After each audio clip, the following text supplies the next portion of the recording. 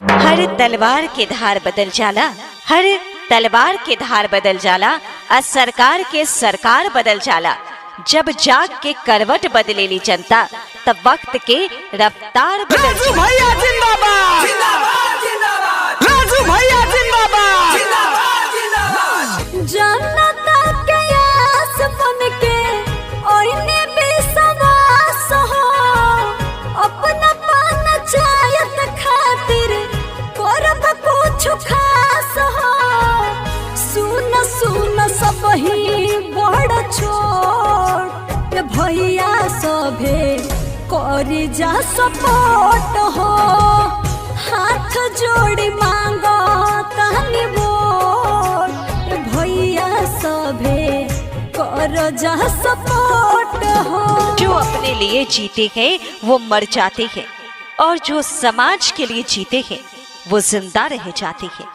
जिंदा रहो या जान जाए, वोट उसी को दो जो सबों के काम आए। गौआ नगरिया सारा करे सपोर्ट ये भैया, बिनती बाई नहीं के दी जा वोट ये भैया। राजू भैया जिंदाबाद, जिंदाबाद, जिंदाबाद। राजू भैया जिंदाबाद, जिंदाबाद, जिंदाबाद। मेरे खातिब मेरे तकदीर का पैगाम लिख देना, मेरे तन के हर एक जर्रे पे हिंदुस्तान लिख देना।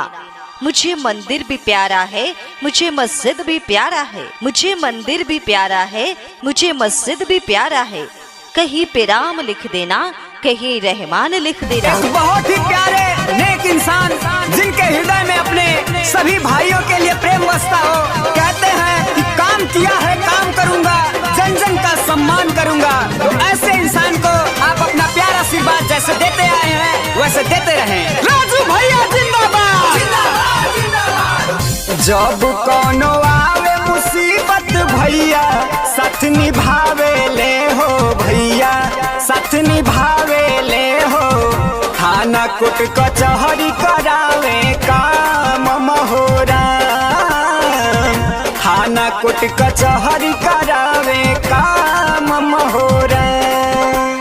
राजू भैया जिंदाबाद, जिंदाबाद, जिंदाबाद। आशा की नई ज्योत ले, आशा की नई ज्योत ले, भविष्य जगाने आए हैं।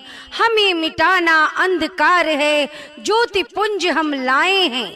जातिवाद मिट पाएगा, जातिवाद मिट पाएगा, जब होगा जन में प्रकाश।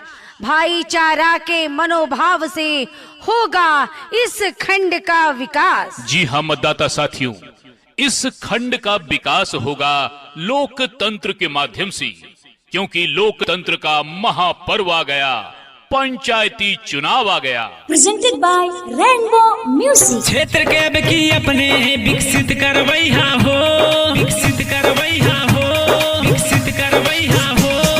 क्षेत्र के अब की अपने विकसित करवैया हो, सोच समझ करके भैया बटन दबैया हो। राजू भैया के अब की जीता दीजिए, राजू भैया के अब की जीता दीजिए। सभे मिलके सपनवा सजा दीजिए, सभे मिलके सपनवा सजा दीजिए। खाली एक बेरी हो, खाली एक बेरी विजयी